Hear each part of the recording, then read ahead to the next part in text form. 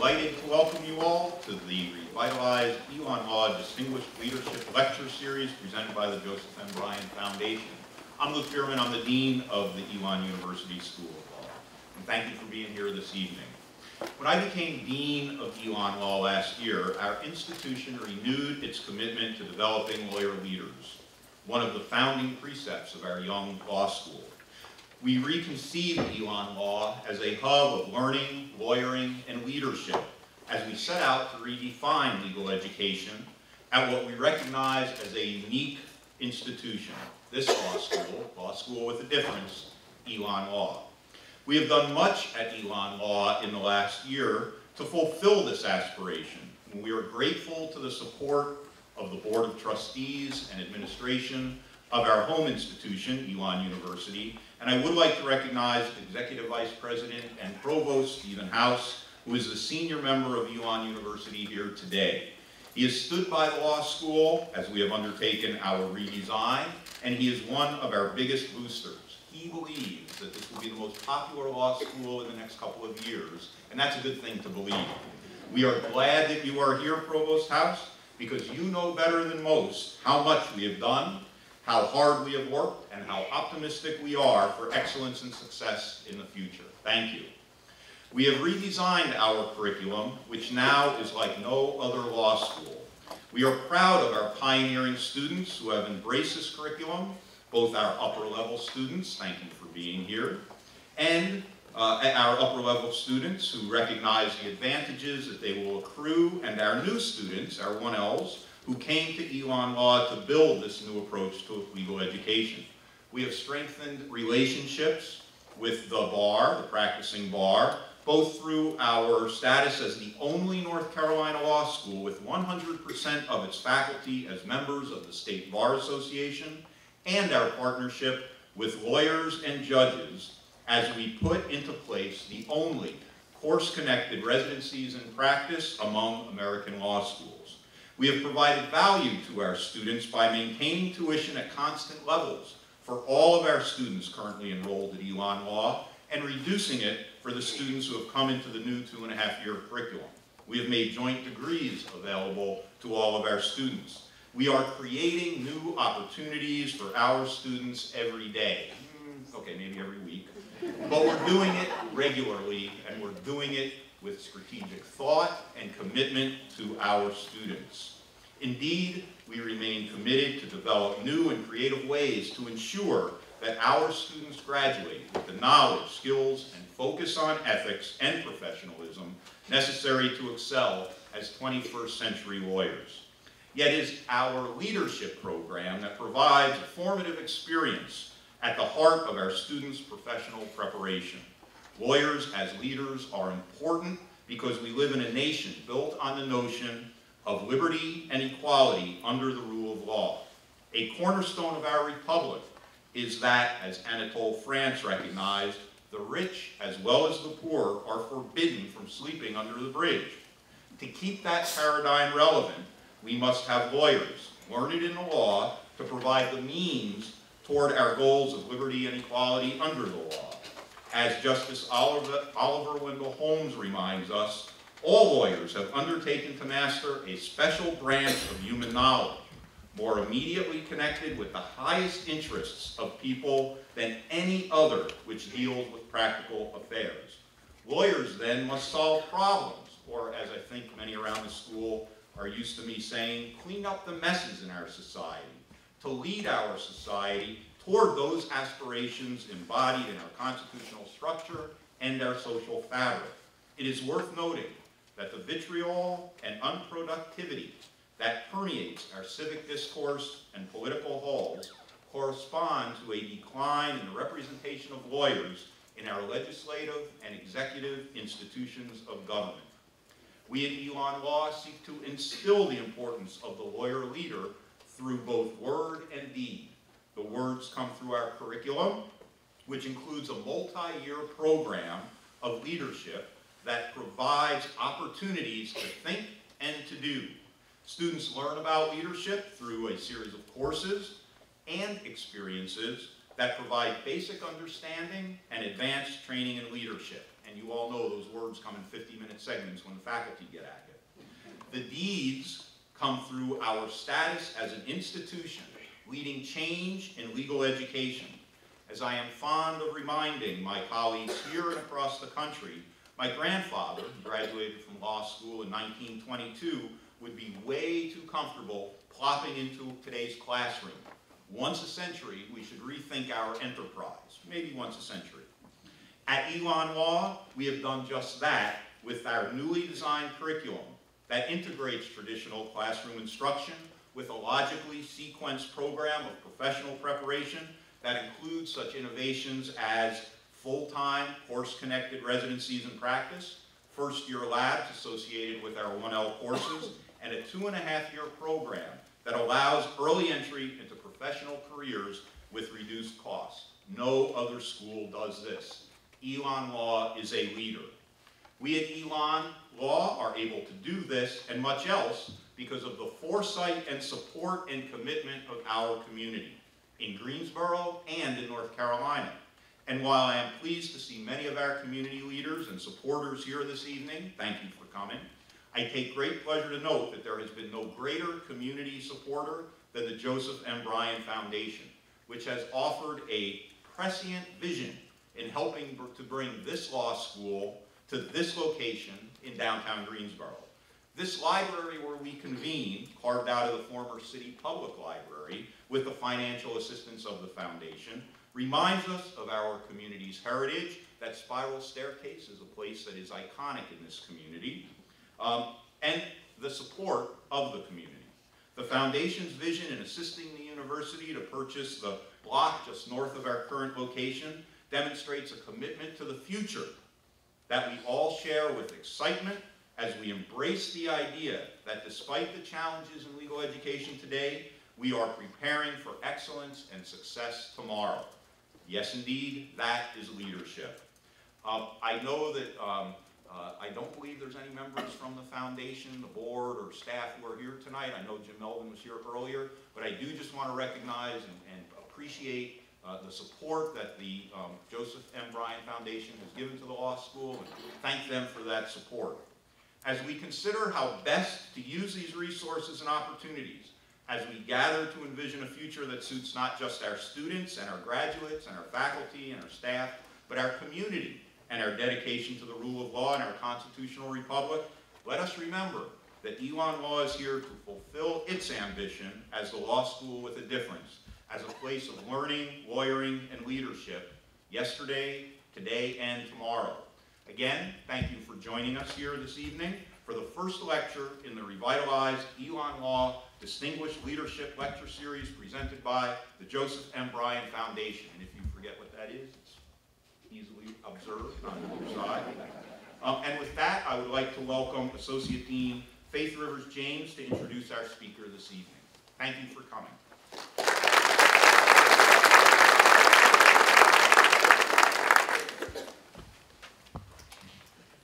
Good evening. Jennifer Granholm is a former two-term governor and former Attorney General of Michigan. Granholm grew up in Anaheim, California, and she graduated from UC Berkeley, where she was a member of the Phi Beta Kappa. She went on to Harvard Law School, where she served as editor-in-chief of the Civil Rights, Civil Liberties Law Review. After graduating with honors, Granholm clerked for Senior Judge Damon Keith on the Sixth Circuit Court of Appeals. She continued her career in public service as a U.S. Attorney for the Eastern District of Michigan, and later was appointed Wayne County Corporation Counsel, which encompasses Detroit. In 1998, she became the first woman elected to serve as Attorney General of Michigan. And 4 years later, Granholm was elected the first female governor of Michigan. And in 2006, she was re-elected with the largest number of votes ever cast for governor in that state. As governor, Granholm led Michigan through a brutal economic downturn that resulted from a meltdown in both the automotive and manufacturing sectors. She worked relentlessly to diversify the state's economy, to strengthen its auto industry, to preserve the advanced manufacturing sector, and to add emerging sectors such as clean energy to Michigan's economic portfolio. After leaving office due to term limits, Granholm hosted Current TV's national political analysis show, The War Room with Jennifer Granholm.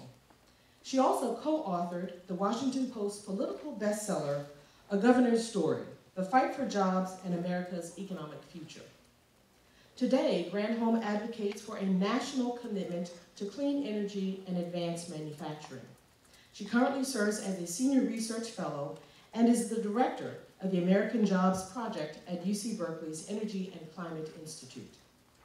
From her experience leading Michigan through a difficult economic transformation, Granholm offers us valuable insight into how this nation can create middle-class jobs in this 21st century economy. And tonight, we are excited to learn about her lessons of experience as a woman who has broken through the glass ceiling in law and politics. And so please join me in welcoming former Michigan Governor Jennifer Granholm.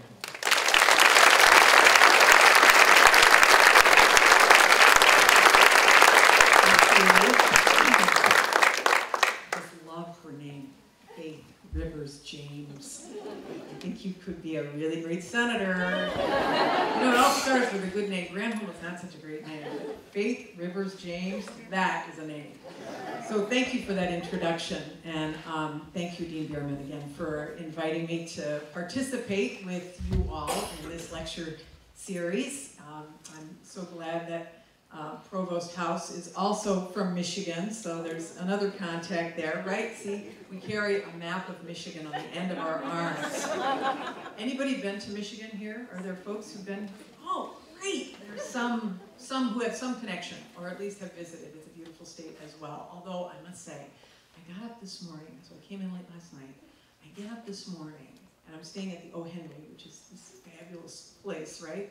And I go to run on, what is it, the Greenway Trail? Is that what you call it?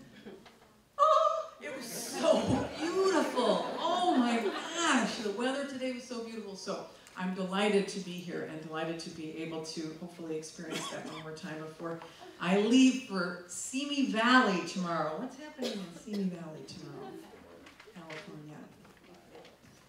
Yes, it's the debates. Can you hardly wait? Oh. Okay, so well, maybe we can have some question-answer about that at the end, right? So we're going to have a little question-answer. But I was asked to come and speak about leadership, and with a little bit of focus perhaps on what it's like being a woman, or at least some of that. But I know we've got a lot of estrogen, but a lot of testosterone in the room, and I'm really grateful to the men who showed up as well, because these are really broad lessons. And the reason why I want to call them lessons is because these are pieces of advice that I want to share with you, about 8 pieces of advice from people along the way, some helpful, some not so helpful. And I'll start with the not so helpful ones. But then, after I'm through with that, I want to open it up to questions for you guys, and we can talk about anything, okay? So, first, my first advice that I was given, I'll say that, which was not so helpful, was from my mom. And I love my mom, really. She's this great woman. And she felt sort of trapped in her generation. So she was a homemaker. Neither of my parents went to college, so I was the first. And you know, mom was like, oh, you can be anything you want to be, which is great. All of that's good advice, right? But then she would say, give me 3 other pieces of advice. She would say, 1, don't talk about yourself, because people don't want to hear it. She used to call people who talked about themselves people with an eye problem. You know, I used to think it was this kind of, no, but she meant an eye problem.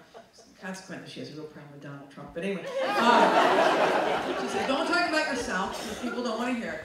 The second thing she would say is, don't ask strangers for money, ever. And the third thing she would say is, if you're in a competition with a boy, let the boy win. Now, how I ever got elected with those 3 pieces of advice, I'll never know. But that's my mom. So I didn't have a whole lot of role models when I was growing up, right? For women in law or women in, I didn't grow up wanting to be governor. I wanted to be a jockey. So, you know, it just weren't many, except, so when I was growing up, I really admired and was so thrilled by Ann Richards, who was, of course, the governor of Texas. And she used to say to people, she used to say, especially to women, honey, don't wait to be asked to dance. And for women, this is such an issue, that women are not represented, right? We are not represented in leadership, we are not represented in politics, we're not represented, when we graduate from undergraduate and law schools and graduate schools in higher percentage than men, but once we're out, we are not represented at the top. And so this is of course why Sheryl Sandberg wrote Lean In. It's one of the reasons why this issue has been so hot, is because of course Hillary Clinton is running, but we often need to be asked. This was true with me, and it's true with a lot of women, and there's a couple of reasons for this. Well, first of all though, just to set the stage, when I was first elected as governor, there were, in my first term, we had 9 women who were governors. 9, pretty good, right? I mean, it's not 25, you'd like to 25, you'd like to be represented fairly, equally, but we had 9. Today, there are 5. When in my first term in office, there were 28% of the statewide elected positions were held by women. Attorney General, Secretary of State, Lieutenant Governor, 28%. Today, it's 23%. We've gone backwards. Even if you look at corporate America, what's the percentage of women that are Fortune 500 CEOs? Anybody guess? Well, it's 4.6%. 4.6%. Come on! There's something wrong with this, right? So I've been always racking my brain trying to figure out why is this. And I know in politics for sure, it is that women often need to be invited to run. And I don't think women want to be involved often in politics, right? Because it's so toxic. They feel like, why would I put my foot into the Puranic, like piranha,